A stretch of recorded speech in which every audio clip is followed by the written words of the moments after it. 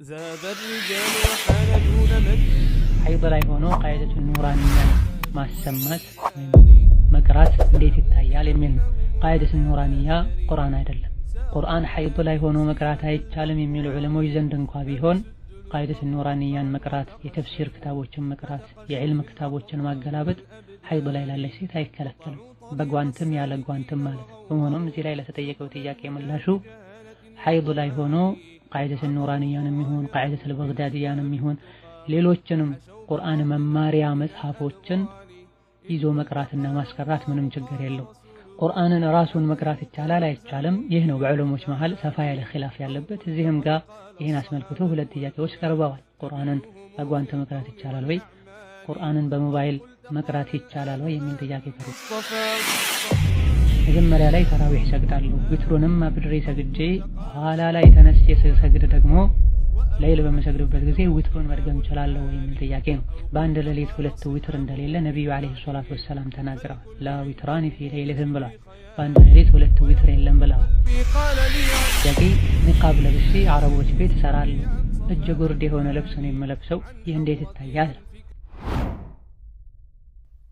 السلام عليكم ورحمة الله وبركاته. الحمد لله رب العالمين والصلاة والسلام على النبي الأمين وعلى آله وصحبه أجمعين. أما بعد كرمضان قات ياجي هونو يتلايو تياكي وچن يمن ملسبت بروغراماتن سيهون ودا تياكي وچ ملاش كمقباتاتن بفيت بالفو يتياكي ملس مقبي علي يتوسنو يدعا هذا وچن تقسنا دعا كتللك عبادة وچ مهلان دونو بل صحيح بهونو حديث عند تنقروا دعاء عبادة نوبلا والنبي عليه الصلاة والسلام ይህን ታላቅ ዒባዳ አሳምረን ልንተገብረውና ልንፈጽመው ይገባናል። ረመዳን ላይ ዱዓ ማብዛት ልዩ አጅር እንዳለው ተቀባይነት የማግኘት እድሉ ሰፊ እንደሆነም ገልጸናል። ከዱዓ አደቦች አንዱ ዱዓ ከመጀመራችን በፊት አላህን ማወደስና ሶላት አለ ነብይ ማወረድ ነው። እንደዚሁ እጃችን አንስተን የራሳችንን ሐጃ መዘርዘር ልንጀምር አይገባም። መጀመሪያ አላህን ልናወድሰው፣ ልናልቀው፣ ልናጠራ ይገባል። ከዛ አስከትለን ደግሞ ሶላት አለ ነብይ ልናወርድ ይገባናል። ከዛ በኋላ የራሳችንን ሐጃ ጠይቀን ስናበቃ መጨረሻ ላይ ስንዘጋም ሶላት አለ ነብይ ልናወርድ ይገባናል። እንደዚሁ ከዱዓ አደቦች ሌላኛው የምንፈልገውን ነገር ሶስት ጊዜ መጠየቅ ነው። ዱዓ ስናደርግ ሶስት ደጋግመን መጠየቁ ዱዓችን ተቀባይነት እንዲያገኝ ከሚያደርጉ ነገሮች መሃል አንዱ ነው። اللهم اغفر لي اللهم اغفر لي اللهم اغفر لي ማለት اللهم ارزقني ያለን መደጋገም ነብዩ አለይሂ ሰላቱ ወሰላም ዱዓ ሲያደርጉ ሶስት ያደርጉ እንደነበረ ሐዲስ ላይ ተጠቅሷል። ወሀከዛ ከዱዓ አደቦች ሌላኛው ዱዓ መቅቡል ይሆንበታል የተባለን ወቅትና ሁኔታ ጠብቆ ማድረግ ነው። የሌሊቱ የመጨረሻው ክፍለ ጊዜ ላይ፣ ጁሙዓ ቀን ላይ፣ በተለይ ማምሻ ከአሱር በኋላ፣ እንደዚሁ ከሶላት በኋላ ከማሰላመታችን በፊት ወይም ደግሞ ካሰላመተን በኋላ የምንላቸው ዚክሮች ራሳቸው እንደ ዱዓ ተቆጥረው ማለት ነው። ሌሎችም ዱዓ መቅቡል ይሆንባቸዋል የተባሉ ወቅቶች አሉ። ረመዳን በጥቅሉ ዱዓ መቅቡል የሚሆንበት ወቅት ነው። ለይለቱል ቀድርም እንደዚሁ ዱዓ መቅቡል ይሆንበታል ተብሎ ተስፋ የሚደረግ ሌሊት ነውና እንደዚህ አይነት አጋጣሚዎችን የጠበቁ ዱዓ ማድረግ ነው። አላህ ተባረከ ወተዓላ ዱዓቸውን ከሚቀበላቸው ባሮቹ ያድርገን። ወደ ጥያቄዎቹ ምላሽ ስንመለስ ዛሬ ከምናያቸው ጥያቄዎች አንደኛው አሰሪዎቼ ዑምራ ከኛ ጋር መሄድ አለብሽ ብለውኛል፣ አይ ብላቸውም የግድ ነው ብለውኛልና ከአሰሪዎቼ ጋር ዑምራ መሄድ እንዴት ይታያል የሚል ጥያቄ ነው። በመጀመሪያ ደረጃ አሰሪዎች የስጋ ዝምድና ኖሯቸው መህረም እስካልሆኑ ድረስ አንዲት ሴት ከአሰሪዎቿ ባዕድ ከሆነ አሰሪዋ ጋር ለዑምራም ይሁን ለሌሎች ጉዞዎች ከተማን ለቃ መሄድና መሳፈር አትችልም። እዚህ ጥያቄ ላይ በተጠቀሰው መሰረት ከተገደደች ግን ላ ዩከልፉ ላሁ ነፍሰን ኢላ ውስዐሃ የተኛዋንም ነፍስ አላህ ተባረከ ወተዓላ ከአቅሟ በላይ አያስገድዳትምና ከአሰሪዎቿ ጋር መሳፈር ትችላለች። ፈልጋ ሳይሆን ተገዳ ነውና ያደረገችው። እነሱ ሂጂ ብለው እንኳ ባያስገድዷት ቤት በመቅረቷ ለህይወቷ ምትሰጋ ከሆነ መሄድ ትችላለች። ይህንንም ኢብኑ ዑተይሚንን ጨምሮ ሌሎችም ዑለሞች ጠቅሰዋል። ኢነማ የሚከለከለው በራሷ ፍላጎት በራሷ ምርጫ መህረም ከማይሆናት ባዕድ ሰው ጋር ለዑምራ ብላ መጓዙ ነው የሚከለከለው። ነቢያችን አለይሂ ሰላቱ ወሰላም በአላህና በመጨረሻው ቀን የምታምን ሴት ያለ ማህረም አትጓዝ ብለዋል። ለዑምራ ከሆነ ለሐጅ ከሆነ ችግር የለውም። ብዙ ሴቶች አብረው ካሉ ችግር የለውም። መንገዱ ሰላም ከሆነ ችግር የለውም አላሉም። በየትኛውም መልኩ ሴት ልጅ ያለ ማህረም መሳፈር አትችልም። ያለችበት ቦታ ሰላም ካልሆነና ለህይወቷ መሰጋ ከሆነ ወይም ደግሞ እስልምናዋን በሀገሯ ማከናወን ካልቻለች ብቻ ነው ሴት ልጅ ለብቻዋ መሰደድ የምትችለው። ዑምራም ይሁን ሐጅ ሴት ልጅ ላይ ዋጅብ የሚሆነው ሐጅ የሚያስደርጋት ዑምራ የሚያስደርጋት የቅርብ ረዳት የሚሆን ማህረም ወንድ ካላትን። ማህረም ሊሆን የሚችለው ደግሞ አባት፣ ባል፣ ወንድም ልጅ፣ አያት፣ አጎት፣ የወንድም ልጆች እነዚህ ናቸው። እነዚህ ከሌሉ ሐጁም ይሁን ዑምራው በጊዜው መተግበሩ ዋጅብ አይሆንባትም። እስክታገኝ ትጠብቃለች። ካላገኘችና ሳታደርግ ከሞተችም በንያዋ ኢንሻአላህ ተዓላ አጅር ታገኛለች። አሁን ግን እየተደረገ ያለው ያውም ሱና ለሆኑ ለሁለተኛ ለሶስተኛ ዙር ለሚደረጉ ዑምራዎች ነው። ሴቶች ከሴቶች ጋር ተሰብስበው ሌላ ጊዜ ደግሞ ካሰሬ ጋር እያሉ የሚሄዱ ያለው ይህ ስህተት ነው። አላህን ልንፈራ ይገባናል። ሌላኛው ጥያቄ ሐይድ ላይ ሆኖ ቃይደቱ ኑራኒያን ማሰማት ወይም መቅራት እንዴት ይታያል የሚል ነው። ቃይደቱ ኑራኒያ ቁርአን አይደለም። ቁርአን ሐይድ ላይ ሆኖ መቅራት አይቻልም የሚሉ ዑለሞች ዘንድ እንኳ ቢሆን ቃይደቱ ኑራኒያን መቅራት፣ የተፍሲር ክታቦችን መቅራት፣ የዕልም ክታቦችን ማገላበጥ ሐይድ ላይ ላለች ሴት አይከለከልም። በጓንትም ያለ ጓንትም ማለት ነው። በመሆኑም እዚህ ላይ ለተጠየቀው ጥያቄ ምላሹ ሐይድ ላይ ሆኖ ቃይደቱ ኑራኒያንም ይሁን ቃይደቱ በግዳዲያንም ይሁን ሌሎችንም ቁርአን መማሪያ መጽሐፎችን ይዞ መቅራትና ማስቀራት ምንም ችግር የለው። ቁርአንን ራሱን መቅራት ይቻላል አይቻልም? ይህ ነው በዑለሞች መሃል ሰፋ ያለ ኺላፍ ያለበት። እዚህም ጋር ይህን አስመልክቶ ሁለት ጥያቄዎች ቀርበዋል። ቁርአንን በጓንት መቅራት ይቻላል ወይ? ቁርአንን በሞባይል መቅራት ይቻላል ወይ የሚል ጥያቄ ቀርቧል። የከለከሉ በርካታ ዑለሞች አሉ። ነገር ግን ራጂሑ ከማስረጃ አንፃር ጠንካራው ሐይድ ላይ ያለች ሴት ቁርአን ብትቀራ ምንም ችግር የለውም። በባዶ እጇ ከመያዝ ተጠንቅቃ ጓንት አድርጋ አሊያ ደግሞ በኮምፒውተርና በሞባይል ላይ የተጫነን ቁርአን ወይም ደግሞ ሌላ ሰው የገለጠላት ቁርአን ብትቀራ ምንም ችግር የለውም። አስተማሪ ሆናም ይሁን ሐፊዝ ሆና እንዳይረሳትም ብላ ይሁን እንደዚሁ ቁጭ ብላ ለዒባዳ ለመቅራትም ይሁን ቁርአን ብትቀራ ምንም ችግር የለውም። ሐይድ ላይ ያለች ሴት ቁርአን አትቅራ ብለው ነቢ አለይሂ ሰላቱ ወሰላም አልከለከሉም። ሶላት አትስገድ ብለው እንደከለከሉት ሁሉ ማለት ነው። ሆኖም የተሻለው ከማስረጃ አንፃር ጠንካራው ሐይድ ላይ ያሉ ሴቶች ቁርአን መቅራት ይችላሉ። በባዶ እጃቸው እንዳይነኩ የሚችሉትን ሁሉ ጥንቃቄ አድርገው ይቅሩ እንላለን። ረመዳን ላይ በተለይ የዒባዳ ወር ነው፣ የቁርአን ወር ነውና ሐይድ ላይ ነኝ ብለው ቁርአን ከመቅራት ወደ ኋላ ሊሉ አይገባቸውም። ሌላው ተራዊህ ሶላትን ቤት መስገድ እንዴት ይታያል? ዊትርንስ መድገም ይቻላል ወይ የሚል ጥያቄ ነው። ተራዊህን ቤት መስገድ ይቻላል፣ ምንም ችግር የለው። ወላኪን በላጩ መስጂድ ሄዶ ከሙእሚኖች ጋር በጋራ ቁርአን እየሰሙ መስገድና ዱዓቸውን መሳተፍ አሚን ማለቱ የተሻለ ነው። ሆኖም መስጂድ ሄዶ መስገድ ያልቻለ ሰው ወንድም ይሁን ሴት እቤት ውስጥ ተራዊህ መስገድ ይችላል። እንዴት ነው የሚሰገደው? ስንት ነው የሚሰገደው? የሚል ጥያቄም አለ። ተራዊህ የቻሉትን ያክል መስገድ ይችላሉ፣ ሁለት ረካ ማለት ነው። ነገር ግን ነቢያችን አለይሂ ሰላቱ ወሰላም ሰግዶ የነበረው 11 ረካ ነው። ወላኪን እያንዳንዱ ረካዓ እጅግ በጣም ረጃጅም ሰዓቶችን እየቆሙ ሩኩዕ ያደረጉ ስጁድ ያደረጉ ነበር የሚያሳልፉት። የቻለ ሰው በዚህ መልኩ አስረዝሞ የቆመ አስረዝሞ ሩኩዕና ስጁድ ያደረገ 11 ረካ መስገድ የቻለ ሰው የሚመረጠው ይሄ ነው።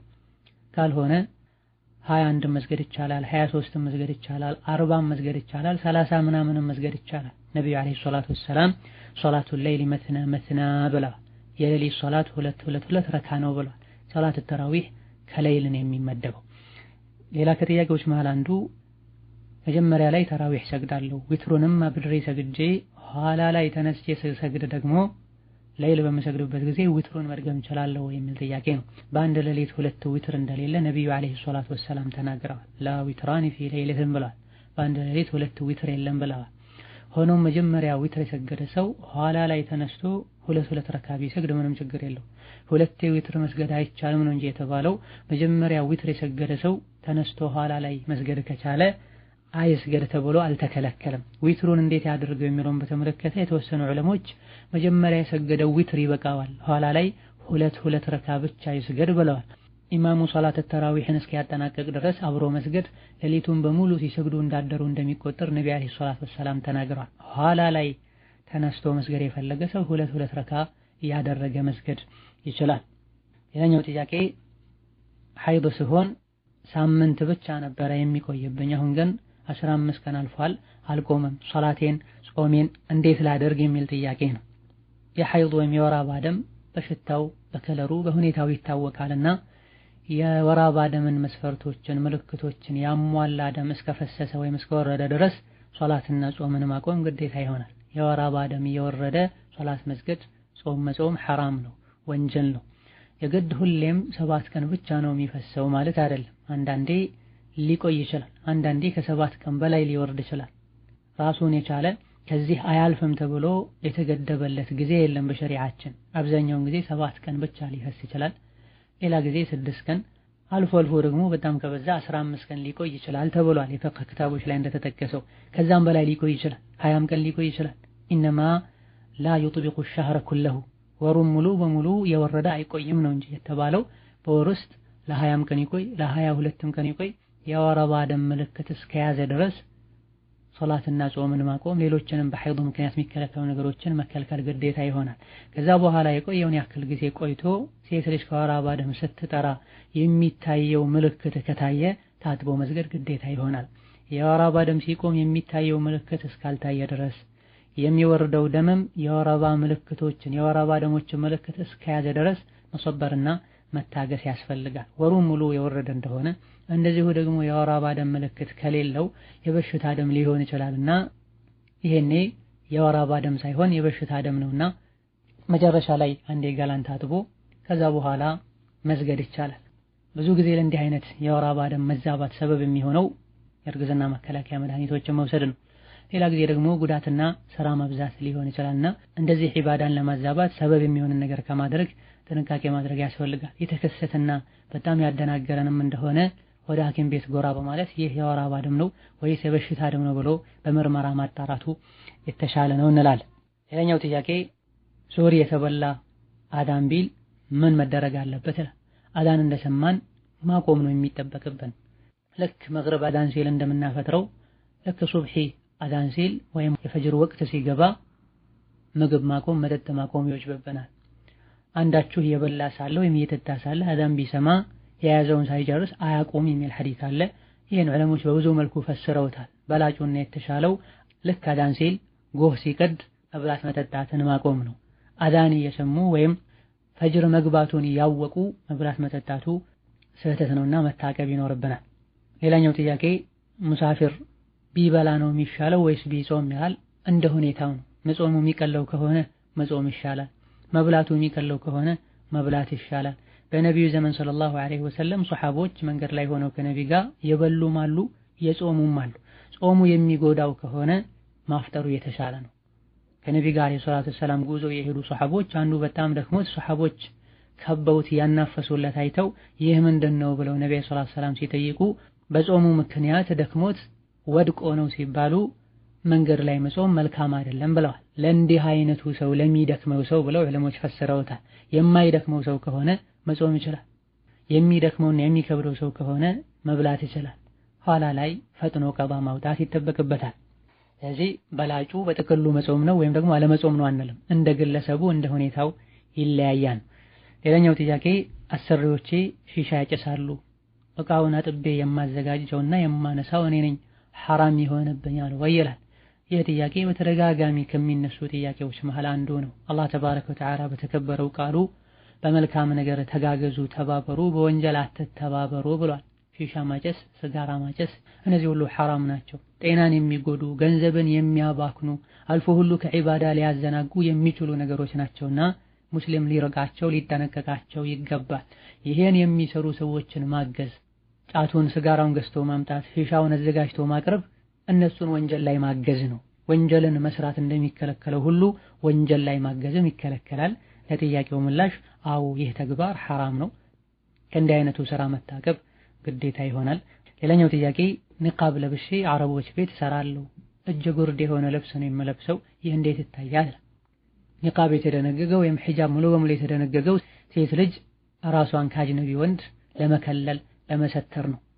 በተቻለን ያክል ሒጃባችን ሸርጡን ያሟላ ቁርአን ላይ ሐዲስ ላይ የተነገረው ሱሐቦች ይለብሱት የነበረው አይነት ሒጃብ ሊሆን ይገባዋል። ይህንንም ለማሳካት ጥረት ማድረግ ይጠበቅብናል። ሴት ልጅ በኒቃብ ፊቷን ከሸፈነች እግሮቿን በካልሲ መሸፈን፣ እጇን በሙሉ ልብስና በጓንት መሸፈን ይጠበቅባታል። ጥያቄው ላይ በተነገረው መሰረት እጁ ጉርድ የሆነን ልብስ ለብሶ መስራት እንዴት ይታያል? አካባቢው ላይ ወንድ ካለ ይከለከላል። ሴት ልጅ እጆቿን እግሮቿን ማሳየት አይፈቀድላትም። ቦታው ላይ አጅነቢ ወንድ ከሌለ ምንም ችግር የለውም። ለስራ እጅን መግለጥ ከተገደዱ ገልጠው እየሰሩ ወንድ በሚያልፍበት ወቅት ላይ ወይም ወንዶች ይመጣሉ በሚባሉበት ወቅት ላይ ለመሸፈን ጥረት ይደረጋል። በቻላችሁት ያክል አላህን ፍሩን የተባለው ሙሉ በሙሉ በታዘዘው መሰረት መሸፈን አልቻልኩምና የቻልኩትን ያክል ተዋለው አይባል። የቻላችሁትን ያክል ልበሱ። በተቀረው አላህን ተባረከ ወተዓላ ፍሩ። ሁኔታውን አላህ እንዲያመቻችላችሁ በታዘዘው መሰረት ለመልበስ እንዲያበቃችሁ ዱዓ አድርጉ። هذا والله تعالى أعلم። ለዛሬ በእነዚህ እናበቃለን። የተቀሩ ጥያቄዎችን በሌላ ፕሮግራም እንመልሳለን። ወሰላሙ አለይኩም ወራህመቱላሂ ወበረካቱሁ።